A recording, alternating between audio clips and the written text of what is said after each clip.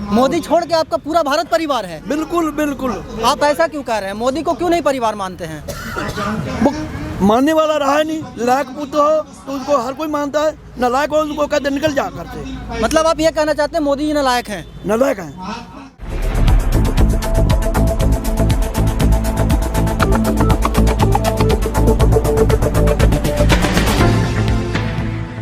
नमस्कार, मैं अमित चौरसिया और आप देख रहे हैं नालंदा दस्तक।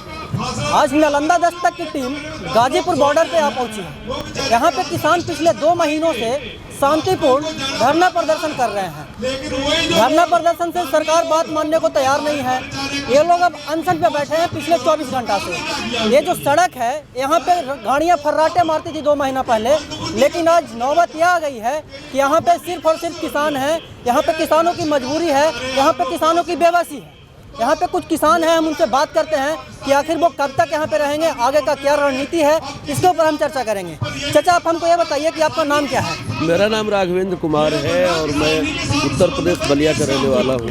बलिया के रहने वाले हैं चाचा, जैसा कि आप बता रहे हैं, तो आप हमको ये बताइए कि जो आप अनशन पे बैठे हैं, धरना प्रदर्शन से सरकार नहीं मान रही थी, आप सरकार को क्या बताना चाहते हैं? हम सरकार को बताना चाहते हैं कि इस अनशन की शुरुआत गांधी जी ने किया था, शहीद आजम भगत सिंह ने किया था। तो हमें लोकतंत्र में अधिकार है अपनी मांग को मांगने के लिए, अनशन पर बैठने के लिए। हमें कदम है कि अपने आवाज़ को उठाने के लिए। तो हम लोग भारत सरकार को ये बताना चाहते हैं कि हम अनशन पर इसलिए बैठ रहे हैं कि आप हमारी मांग को नहीं मानेंगे तो हम अनशन पर बैठेंगे। हम पूरे देश के अंदर सभी किसान जगह जगह से अनशन पर बैठेंगे। सरकार आपकी बातें नहीं मान रही है, आपको क्या लगता है कब तक आप अनशन करेंगे? ऐसा ना हो कि कहीं कुछ उल्टा सीधा ना हो जाए। सरकार जब तक सरकार नहीं मानेगी तब तक ये आंदोलन चलेगा। इसलिए कि ये लड़ाई किसान के सवाल, रोटी का सवाल खड़ा हो गया है। और यही नहीं, आवश्यक वस्तु अधिनियम का जो सवाल ख़त्म कर रही है सरकार, उससे पूरे देश के गरीब लोगों को जो कोटे पर और तमाम चीज़ों पर जिससे जिंदा रहते हैं, उन सभी चीज़ों को ये ख़त्म करना चाहती है। इसलिए एक देश के अंदर ये बहुत बड़ी देश के अंदर हमला है किसानों और मजदूरों के ऊपर। इसलिए लड़ाई अनवरत चलती रहेगी। आप लोग पीछे हटने से नहीं, हम किसान लोग सरकार से पीछे नहीं हटेंगे। और ये लड़ाई और ही देश की जनता जुटती जा रही है। और सबसे बड़ा प्रश्न बन गया है मजदूरों के सामने कि जब वस्तु अधिनियम प्रणाली को जब ये सीधा इनडायरेक्ट ख़त्म कर दिए हैं तो मजदूर आज किसानों के साथ खड़ा हो गया। इसलिए गाँव के सरहद से दिल्ली और कनावा के तमाम बॉर्डर पर जो लगे हुए हैं किसानों के, हमारे जो कनावा टेंट और बैठे हुए हैं, उनके साथ ये जनता खड़ी हो रही है। लिहाजा सरकार को अंत में विवश होकर के इस मांग को मानना ही पड़ेगा। और आपके सामने एक सरकार की व्यवस्था आ गई है। सरकार कह रही है कि हम 2 साल के लिए इसको निलंबित करते हैं। तो हम ये कहते हैं कि अगर 2 साल के निलंबित कर रहे हो तो इसे क्यों नहीं निरस्त कर दे रहे हो? फिर से निरस्त करके किसानों के साथ बहस करके तुम इस बिल को पास करना, तब तो एक लोकतांत्रिक प्रक्रिया होगी। और अगर नहीं करोगे तो और सोचोगे कि दमन करेंगे, हमारी सरकार सोच रही किसानों को दमन करके हम इसको पास करा लेंगे।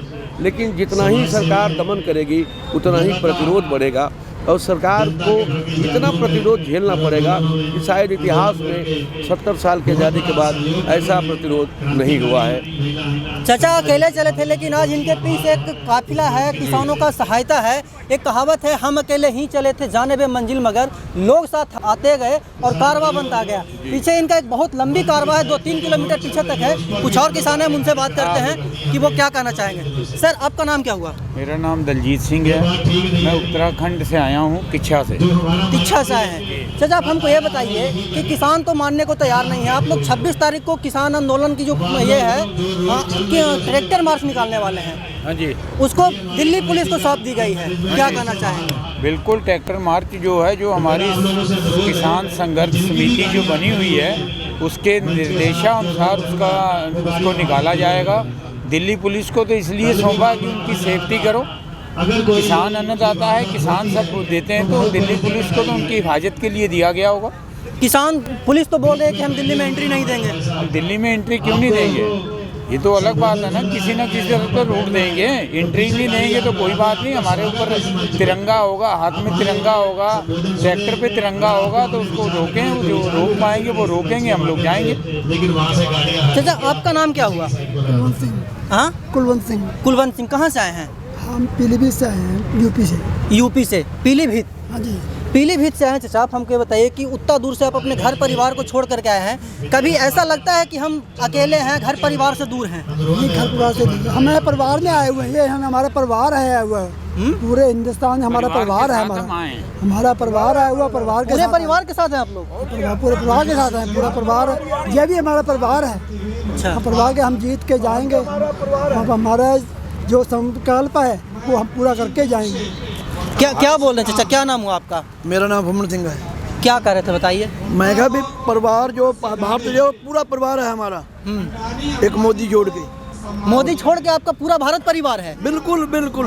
आप ऐसा क्यों कह रहे हैं? मोदी को क्यों नहीं परिवार मानते हैं? वो मानने वाला रहा है नहीं, लायक पुत्र हो तो उसको हर कोई मानता है, नालायक हो उसको कहते निकल जा करते। मतलब आप ये कहना चाहते हैं मोदी जी नालायक हैं? नालायक हैं जो अभी तक माने नहीं है। आपकी बात नहीं मान रहे हैं? नहीं मानते। क्या लगता है आपको, आपकी बात मानेंगे? मानेगा, मान के बच रहेगा, मानेगा, जरूर मानेगा, जब तक 100% मानेगा। 100% मानेगा। दो साल के लिए स्टे लगा दिया गया बिल। नहीं क्या नहीं करें? मानेगा, अभी मानेगा। आप लोगों की मांगे क्या है? प्रमुख मांगे मांगे ये है कि अपने तीन काले कानून है खत्म करें और एमएसपी हमें मिले। चाचा आपका नाम क्या हुआ? हरजिंदर सिंह। हरजिंदर सिंह। जैसा कि आप बता रहे हैं कि काले कानून को वापस करें, वो 3 काले कानून क्या है, क्यों आपको वापस करवाना पड़ रहा है? वापस क्या है, एक तो ये प्राइवेट सरकारी मंडियां हटा के प्राइवेट मंडियां की तैयारी हो रही, एक ये है। एक किसान की ज़मीन को लीड पे दी जा रही, कोई ना किसी तलवार की धार कोऑपरेट घरानों की तरफ की जा रही है कि किसानों को, गरीब किसानों की ज़मीनें छीन के, सब चीज़ें छीन के कोऑपरेटिव घरानों को दी जा रही हैं। ये चीज़ें कानून के दायरे में है। जैसा कि आप बता रहे हैं कि ये हमारे मतलब की बात नहीं है, ठीक है, लेकिन सरकार करिए, इससे किसानों को फायदा होगा, तो आप लोग क्यों इसको नकार रहे हैं? फ़ायदा नहीं होने वाला है, ये तो खाली बातें करते हैं, फ़ायदा नहीं होने वाला, कोई फ़ायदा नहीं किसान को। जब प्राइवेट घरानों को दे दी जाएगी, वो अपना स्टॉक करेंगे, हमारे अपने मनपसंद रेट से हमारी फसलें खरीदेंगे, ये तो कोई मतलब ही नहीं है, ठीक है नहीं। सरकार एमएसपी पर कानून क्यों नहीं बना रही?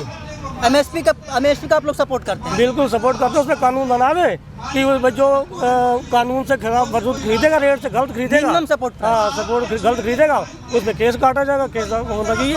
मतलब एमएसपी का आप सपोर्ट करते हैं, बाकी 3 का ये विरोध करते हैं? हाँ, नहीं विरोध नहीं करते हैं, विरोध क्यों करते हैं?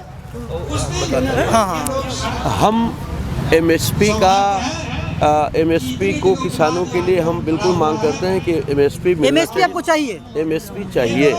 और जो खाद्य वस्तु अधिनियम में परिवर्तन है, एक इस कानून को भी हम विरोध में है।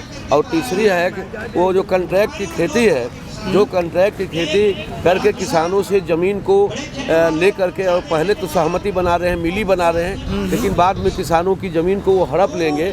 इसलिए जो है किसान अपना अधिकार पर ज़मीन अधिकार ख़त्म हो जाएगा, न वो बेच सकता है, न कुछ भी कर सकता है। तो हम इस कॉन्ट्रैक्ट की खेती, जो 3 नीतियाँ हैं किसानों के खिलाफ, कॉन्ट्रैक्ट की खेती, खाद्य वस्तु अधिनियम, और क्या नाम है कि जो ये एमएसपी, जो न्यूनतम समर्थन मूल्य, हम तीनों को जो सरकार ने बदलाव किया है, हम तीनों नीतियों के खिलाफ में बैठे हुए अनशन पर। लेकिन एमएसपी का सपोर्ट करते हैं?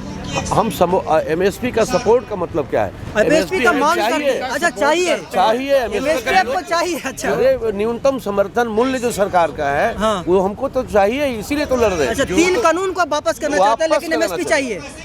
एमएसपी चाहिए, एमएसपी की गारंटी हो, न्यूनतम मने कम से कम जो मूल्य दिए जाते हैं किसानों को, उसकी गारंटी दिया जाए। और तीनों कानून जो फेरबदल किए गए उसको रद्द किया जाए। आप लोग ने कभी मांगा नहीं था? हम आपको चाहिए नहीं? नहीं, हमको क्या चाहिए? हमको जैसे चल रहा वही चाहिए। सरकार क्यों बदल रही है भाई? हम तो जो निरस्त करने की मांग कर रहे हैं ना, हमारी एमएसपी, हमारे सब खाद्यान्न योजना तो सब उसी कानून में था, इसने परिवर्तन क्यों किया? इसीलिए हम उसको रद्द करने की मांग करते हैं। हम तीनों कानून को, उसको काला कानून कहते हैं कि हमको बिना बताए वो कानून लाई गई, बिना बहस चलाए देश के जनता को, किसानों को बताए, वही है काला कानून की, कोई जाने बिना और कानून भी लागू हो जाए। इसलिए हम काले कानून की उसको संज्ञा दे रहे। जैसे पब्लिक सेफ्टी बिल आई थी, अंग्रेजी राज में, और एक और कानून आई थी, और उसी कानून को भारत में भगत सिंह ने कहा कि ये काला कानून है, और वो काला कानून की तरह उसके खिलाफ लड़ाई हुई।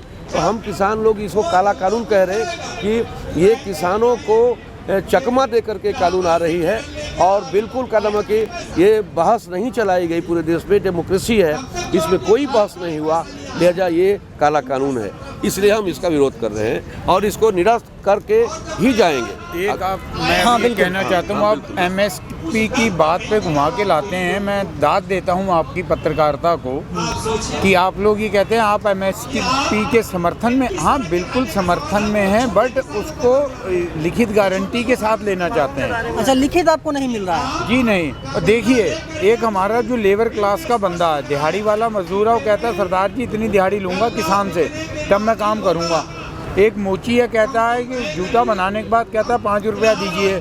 साइकिल का पंचर लगाने वाला कहता है 5 रुपया दीजिए। डॉक्टर के पास जाते हैं, उसने अपना एमएसपी तय कर रखा है कि यानी कि परामर्श शुल्क हमें देना पड़ता है फिक्स उसका।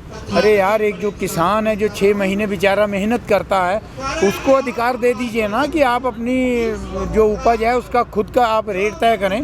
हमारी मर्जी, हम खरीदें या ना खरीदें।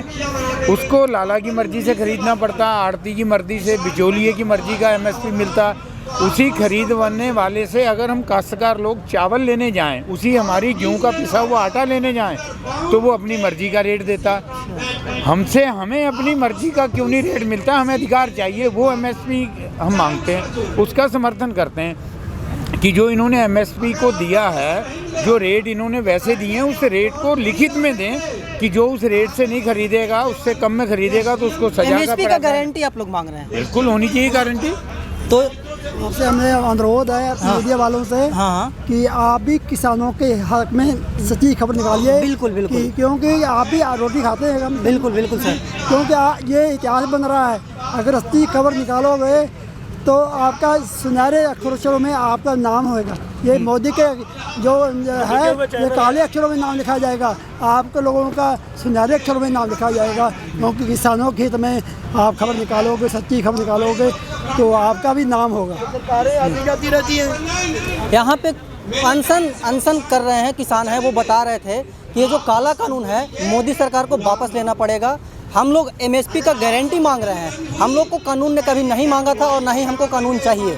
देश दुनिया की तमाम खबर देखने के लिए बने रहे हमारे साथ। वीडियो जर्नलिस्ट आर्यन आनंद के साथ नालंदा दस्तक, गाजीपुर बॉर्डर।